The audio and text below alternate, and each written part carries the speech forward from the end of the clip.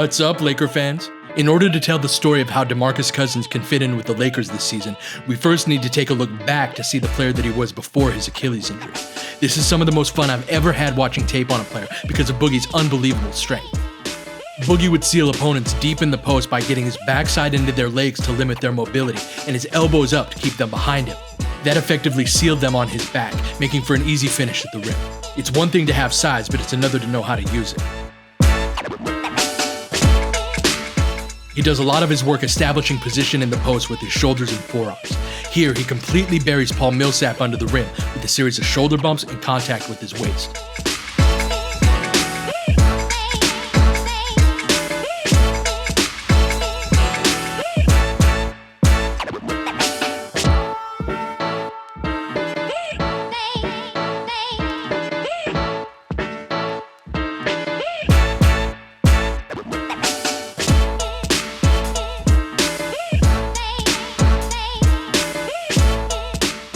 Let's see a couple of these in real time so you can get a feel for the violence on these plays.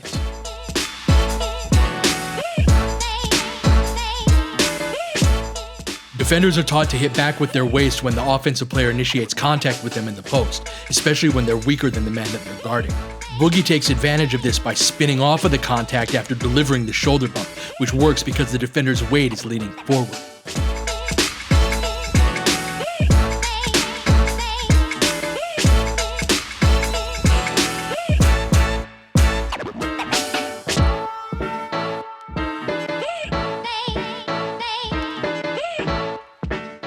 This is going to be problematic for a Clippers team that doesn't have a lot of size in the front court.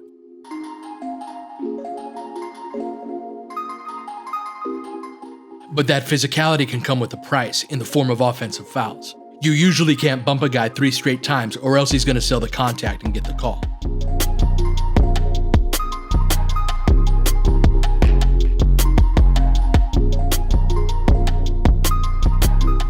Boogie's a good playmaker from the post, capable of making skip passes that a lot of other bigs miss. Defenders have to stay engaged on the weak side or else they're going to get burned.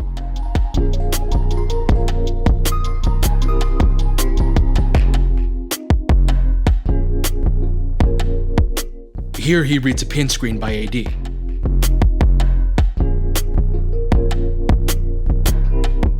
Boogie is like a quarterback who throws a lot of touchdown passes, but also a lot of interceptions. And just like an NFL quarterback, you don't want to throw off of your back foot. He frequently does that or has his weight leaning away from the direction where he's passing the ball.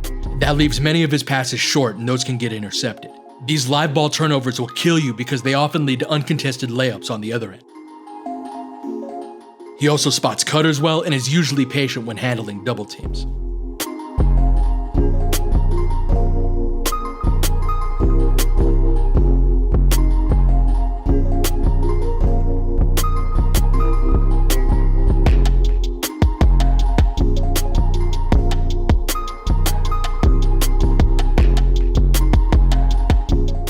And then there are other plays that are just careless.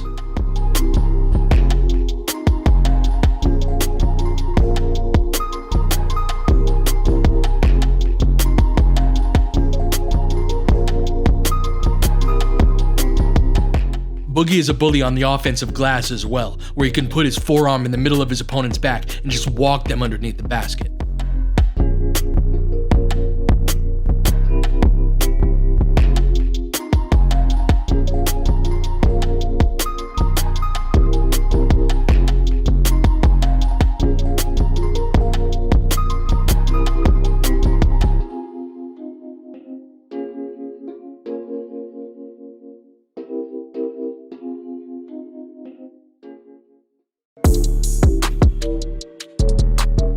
His strength was made all the more terrifying by his skill level. He wasn't only going through guys in New Orleans, he was often going around them too.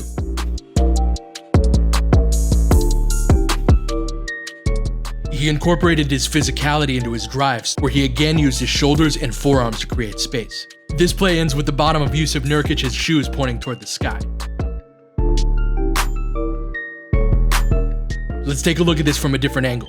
Boogie initiates contact with his forearm to gain separation, and then Nurkic actually makes contact with the ball. But Boogie is so strong that it backfires on Nurkic and sends him flying.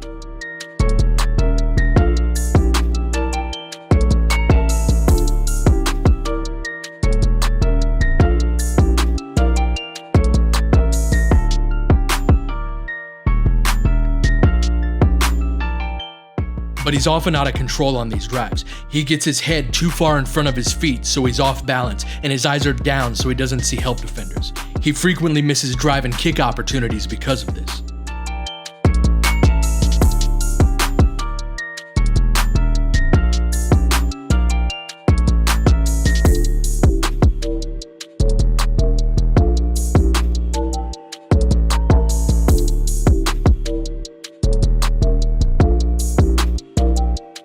And when he does try to pass, he's so out of control that he can be inaccurate with those.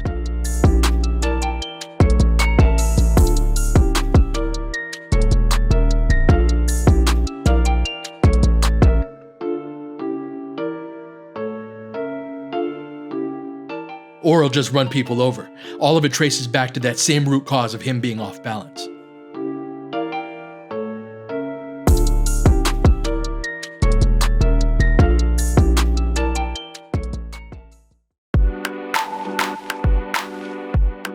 Boogie combines his physical gifts and coordination with great instincts. He has excellent timing as a rim protector, which made up for a lack of jumping ability even before the injury. Oftentimes, he'd block the shot while the ball was still in the shooter's hands.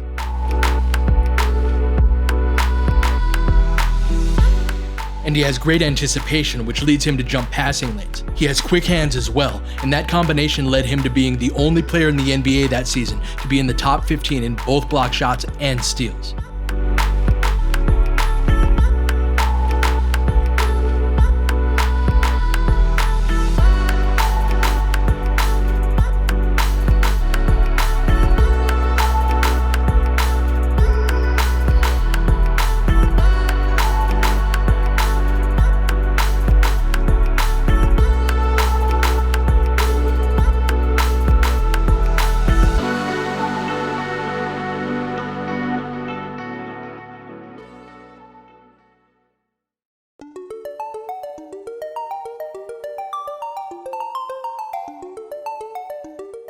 Anthony Davis doesn't like playing the 5, even though he's very good at it, but he does struggle more against the giants of the game than anyone else on both ends of the court.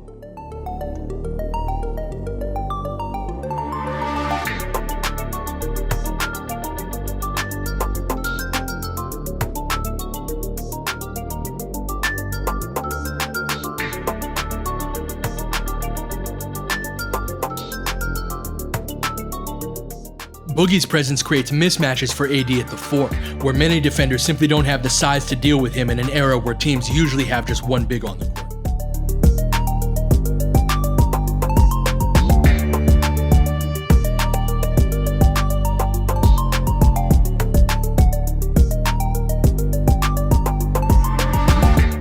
This mismatch advantage extends to the offensive glass perhaps even more than it does when AD has the ball in his hands. Here's Boogie pulling Nurkic away from the rim, leading to AD to battle against Aminu for the board, where he has a huge advantage.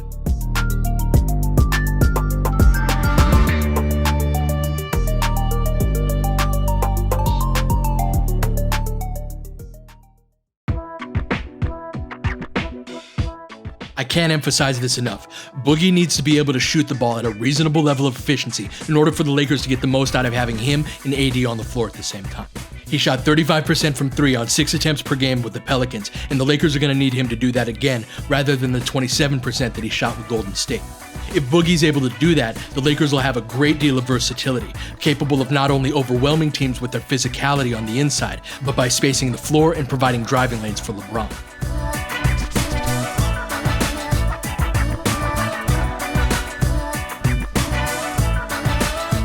So now let's go through a couple of common sets that I expect the Lakers to use that the Pelicans ran with Boogie and AD. The first of these is a double high ball screen. The ball handler starts with the ball in the middle of the floor, with Boogie on one side and AD on the other.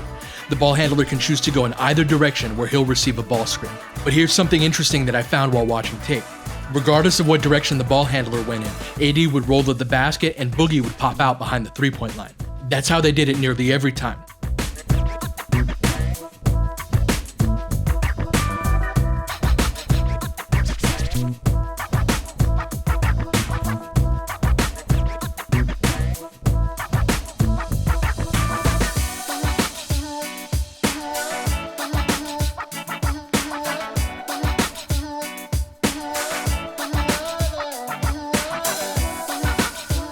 If those first two options aren't open, then Boogie turns into a playmaker, flowing into a handoff or a backdoor cut on the weak side. It's easy to envision some nice two-man game between Boogie and Kuzma on these, with Kuzma's ability to cut and hit floaters. These can even flow into a pick and roll with Boogie as the ball handler and AD as the screener. These unconventional ball screens can put defenders in positions that they're not used to being in, which often led to lobs for AD.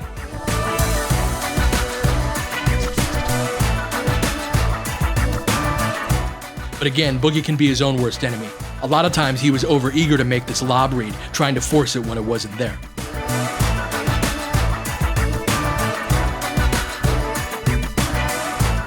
The next set they'd run is a delay series, where Boogie would have the ball at the top of the key and a wide pin down screen would be set for the player in the corner.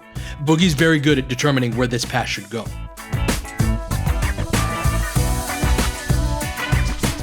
AD can be the man setting the screen because he's a good screen setter who's capable of rolling to the basket or popping out.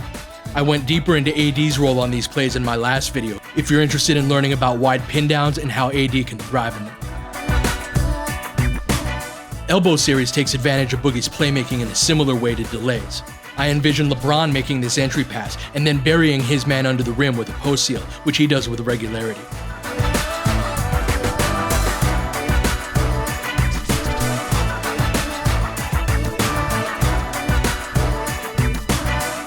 The post entry passer can also speed cut off of Boogie if his man is involved enough.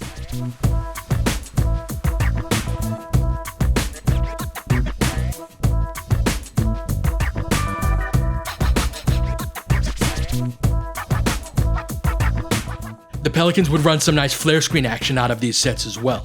Imagine it's Kyle Kuzma setting the flare screen or slipping to the rim, while Danny Green, KCP, or Quinn Cook drop to the corner for the three. There are a lot of complementary skill sets on this roster that can help these type of plays work.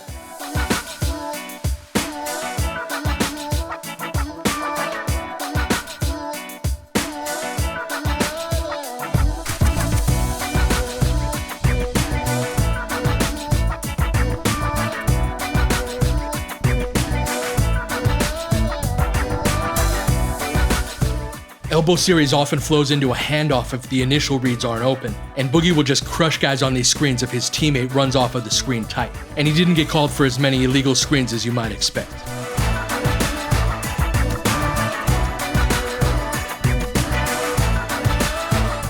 AD can play pretty much any position in this set, with the ability to come off of screens from the corner or duck into the post from the other elbow.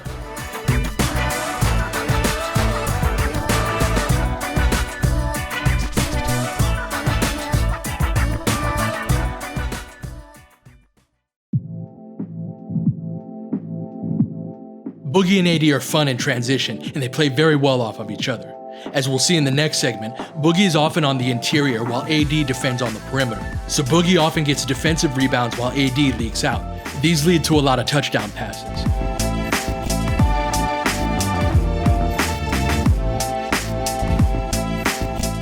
But this is another area where Boogie can take unnecessary chances, leading to turnovers.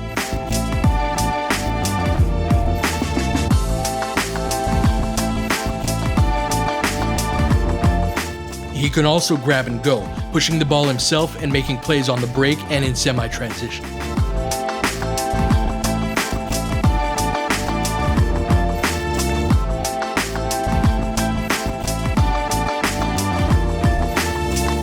But again, these can be a bit of an adventure.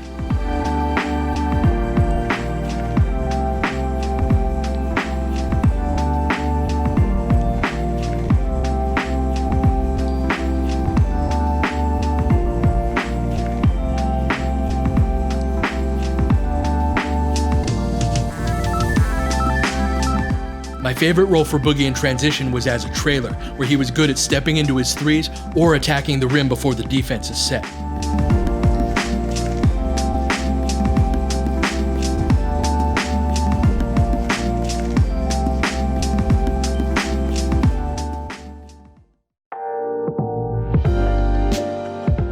Boogie's biggest red flag, both before his injury and afterward, is his perimeter defense. He can't get too close to guards because then they'll just go around him, but if he sags off too far, it's an open three.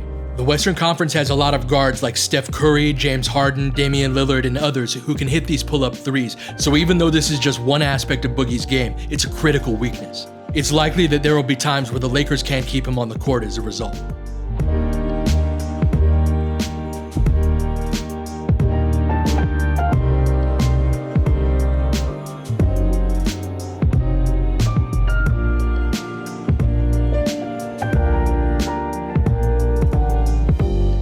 Whenever New Orleans could manage it, they'd keep Boogie around the basket. AD is a lot more versatile, so he'd handle a lot of those perimeter responsibilities. Here, he closes out to the shooter, while Boogie battles with one of the strongest bigs in the game in Steven Adams.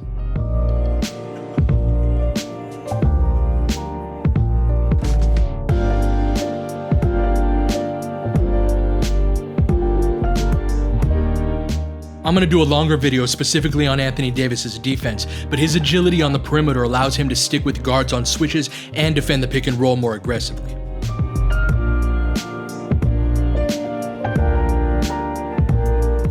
It took a while for Boogie and AD to figure out how to gel, especially on the defensive end, but they had a genuine affection for each other, and the Pelicans were playing their best ball of the season, going 8-2 in Boogie's last 10 games as both players dominated. But it all ended in the blink of an eye. I know how fast it can be taken away. It can be gone with a snap of a finger. Why? Why me? Why now? What did I do wrong? Why do I deserve this? I don't take any of this for granted. I've been doubting my whole life. In that moment, I was just hoping I was waking up from a dream. In part 2, we'll take a look at Boogie's time in Golden State to see what he's still capable of physically and how he can fit in with the Lakers going forward. Laker Film Room is dedicated to helping you experience the Lakers and the game of basketball on a deeper level. If you'd like to support the work that we do and get early access to videos like these over the summer, please click the Patreon link in the description. Alright, that'll do it for this one. I'll catch you guys next time.